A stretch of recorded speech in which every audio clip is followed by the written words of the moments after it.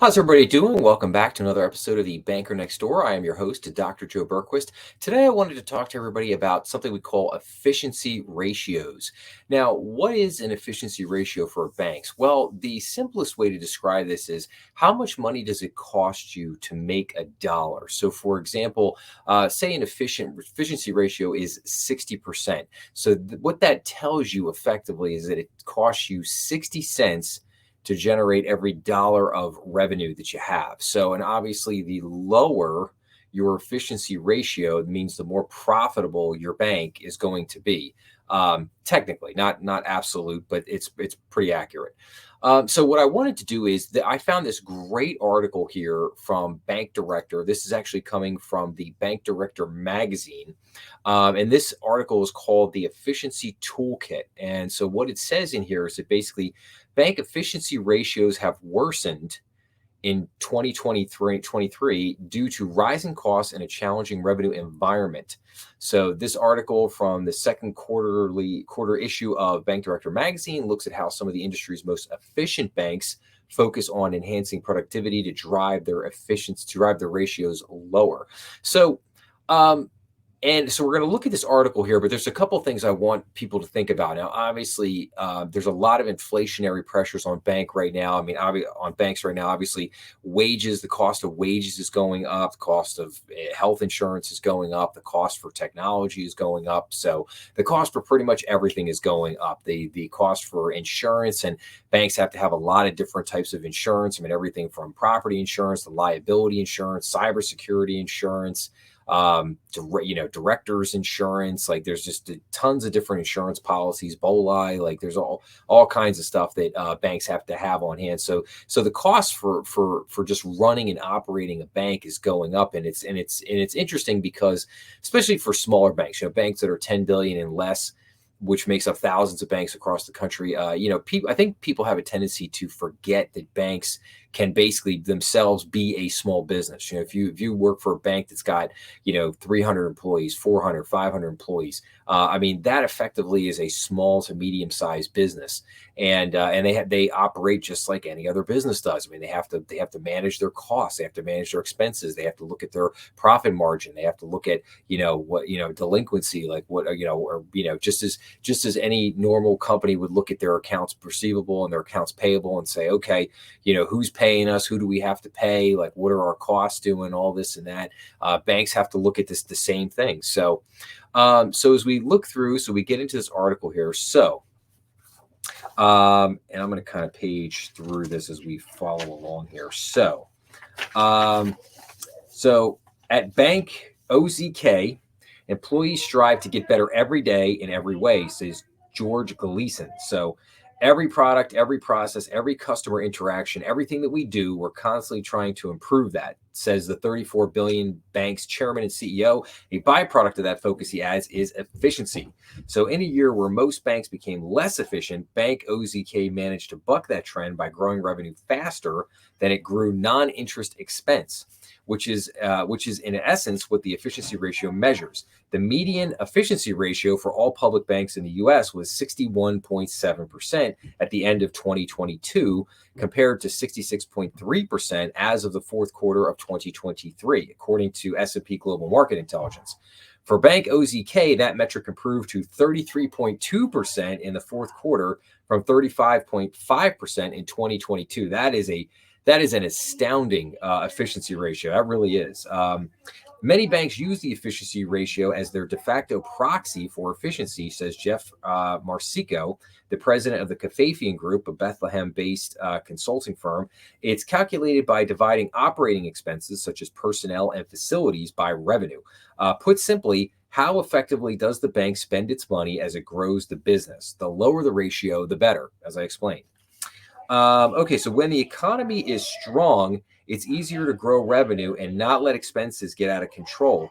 But loan growth was challenged last year. Meanwhile, inflationary and regulatory pressures added to the cost burden on banks. Cornerstone Advisors, What's Going On in Banking report, published in February, found efficiency and costs among the top concerns for 53% of bank executives, up from 28% the prior year. Efficiency tends to be equated with cutting costs, But banks that excel at efficiency know there's more to it than that. Conversations with Gleason and the CEOs of other efficiency institutions based on an analysis of U.S. public banks using S&P data quickly focus on cultures that emphasize productivity. A bank's business model also plays a significant role along with managing the branch footprint. Investments in technology, while costly, can also yield important efficiencies over the long term. Significantly, these bank leaders understand that efficiency is a long game, with management teams constantly paying attention to how they can improve their businesses. Scale and size often contribute to a better efficiency ratio. So does a bank's business model.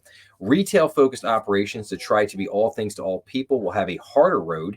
If you are a type of bank that has lots of different revenue lines, you have wealth management, you have mortgage banking, you have all these other kinds of unique revenue streams, it is harder to always hit on those efficiency metrics. Banks with a lot of branches will naturally have to spend more on people and staffing, and some bank holding companies still operate multiple charters with different accounting systems and duplication in some positions. That can drive up costs too. Many of the industry's more efficient performers operate branch-light footprints. Branch OZK has more than 200 retail branches across the southeastern U.S., primarily in Arkansas, Georgia, and Florida, but it also operates national business lines such as its commercial real estate construction and development lending arm, which contributes the bulk of OZK's loan growth for 2023. So branch-light operations or models that lean heavily on specific niches don't come without risks. As we continue to kind of go down here,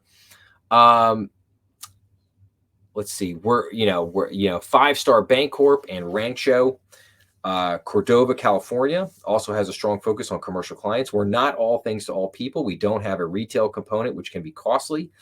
The bank had an efficiency ratio of 44% in the fourth quarter 2023 and a median 38.7% efficiency ratio from 2018 through 2022. That's considerably lower than the 68.5% median efficiency ratio reported by similar sized public banks in the fourth quarter. For decades, technology has helped banks gain efficiencies, particularly in serving customers. Starting with the introduction of automated teller machines in the late 1960s, now artificial intelligence-powered chatbots offer banks a way to solve simple customer problems without involving a bank employee. AI can also help banks better detect fraud, turning natural processes into automated ones. Manual processes into automated ones. And they go on to give a couple examples about that. Mark Cisco expects more banks to adopt automation and AI to simplify processes and free up staff. Having a strong strategic vision for the bank contributes to achieving greater efficiency. The Cornerstone Advisor survey in February found more banks focused on negotiating vendor contracts to yield savings, up from 18% last year to 31%, indicating it's a priority for 2024. While banks operating branch-light models might find themselves naturally more efficient, there are ways for more traditional operators to trim expenses. And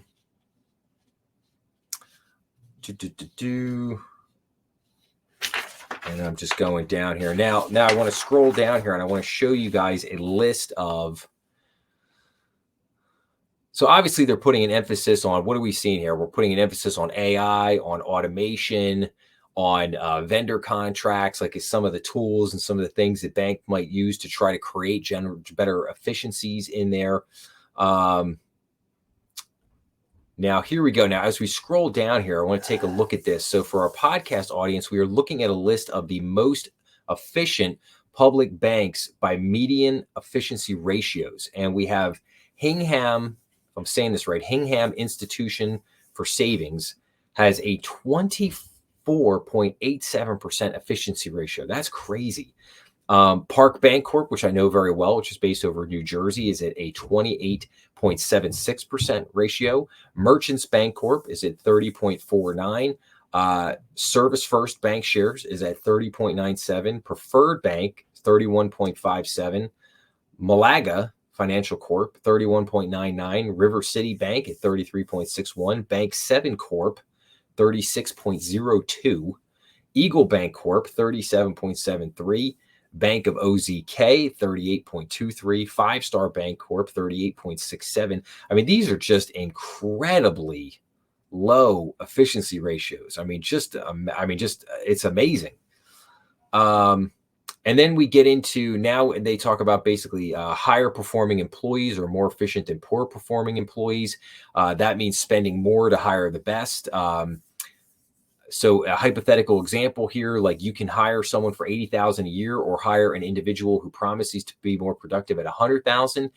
This person would rather pay a higher salary. In my experience, in that hypothetical situation, the $100,000 employee is going to produce twice as much as the average $80,000 employee. Like spending more money for people and it is in a counterintuitive way leads to greater efficiency, because the better person you hire, even though you paid up for them, is likely to make a much more than proportionate increase in the productivity of your company. So, and then, it goes on to say like talent is an expense that's also a long-term investment. Efficiency ratios improved afterwards. Banks' revenue grew without drastically adding staff. It says basically here, most banks don't have room to cut staff. On the heels of the 07-08 financial crisis, the industry had massive layoffs and never really recovered. But now they don't have that lever or as big of a lever to pull in the environment that we're now in. That poses some interesting challenge for banks executives.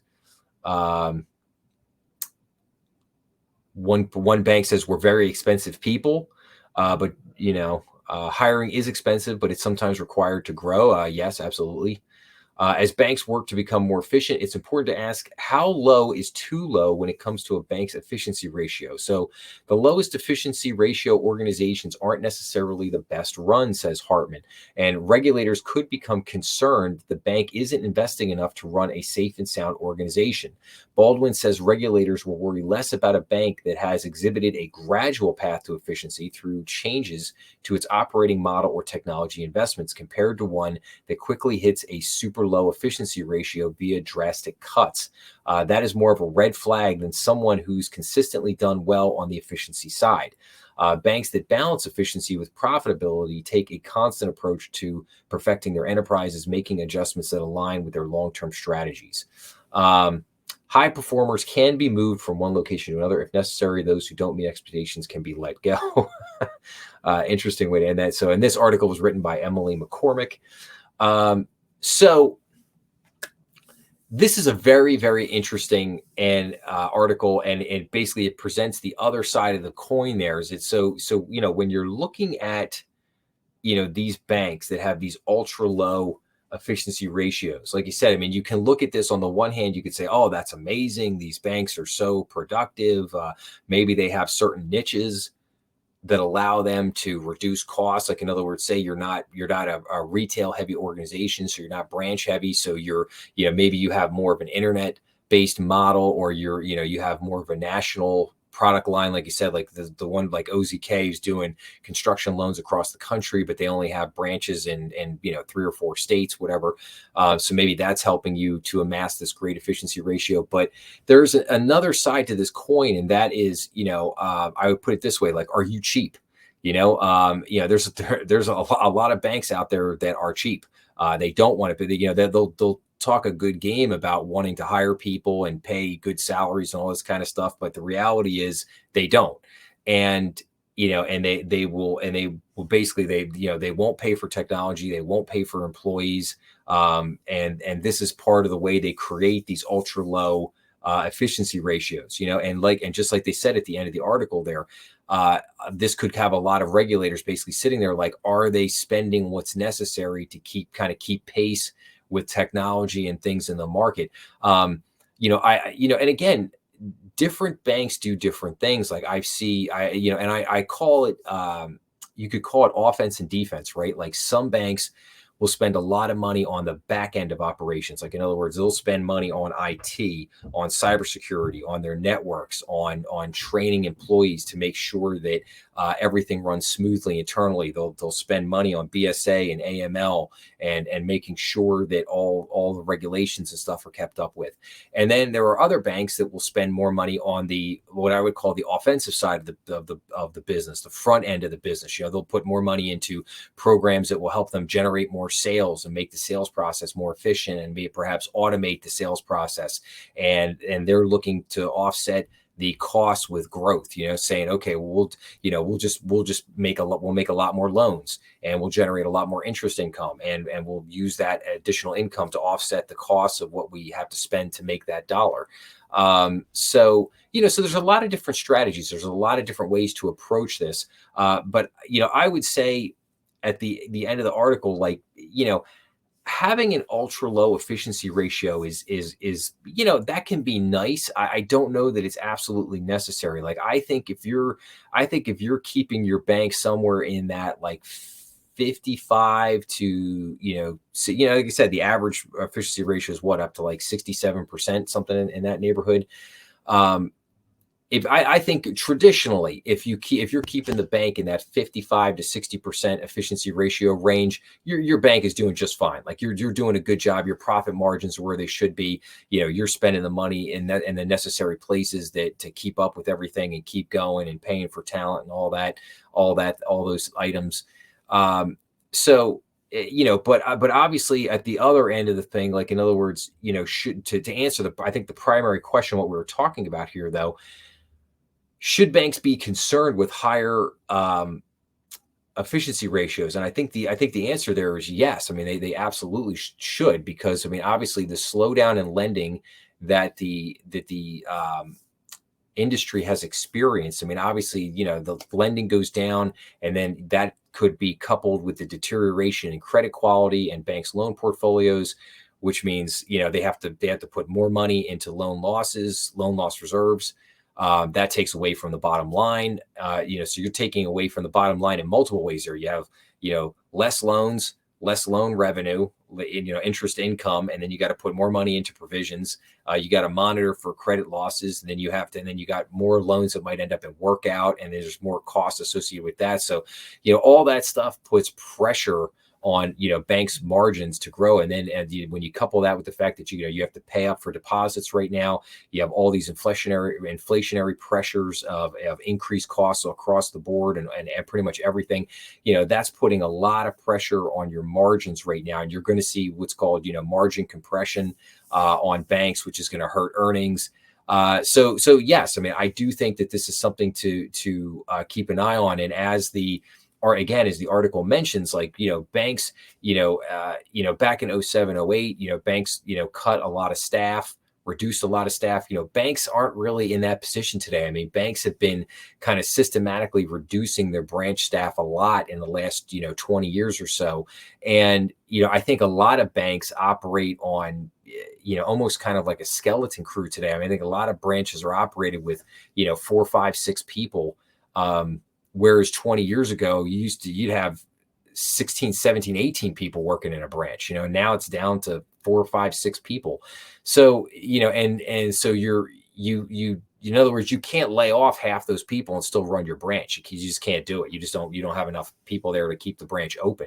So now you're faced with, do you close the branch, or, is it worth keeping it open?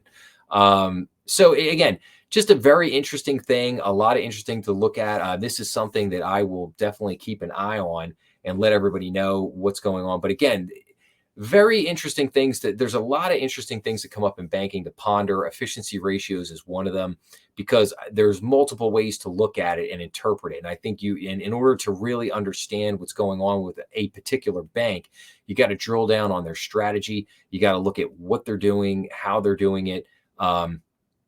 And so simply having a high efficiency ratio is not the end of the world. And simply having an ultra low efficiency ratio doesn't mean that you're the best thing that ever came down the pike. You have to, like I said, you got to dig a little deeper and really look at what is going on and what they're doing. However, that being said, if a bank does have a very high efficiency ratio, if you're talking 70%, 75, higher, there could be a lot of cause for concern there. And it's something that should be looked at or investigated a little bit more deeply. And, for banks that are experiencing that jump in efficiency ratio, yes, they probably need to start looking at other probably tweak or adjust their strategies to try to get that efficiency ratio back down to a manageable level, or at least a place that they're making sure that their profitability is staying in a range that it works for them. So, but anyway, all right. Well, I'll wrap up with this. So basically, if you like this video, please make sure to like, share, and subscribe. That always helps the channel. Please make sure to leave your comments down below. I always enjoy getting back to people. Make sure to remember that we are on YouTube, Rumble, and all major podcast platforms. And I will be back with more episodes real soon. Thanks a lot.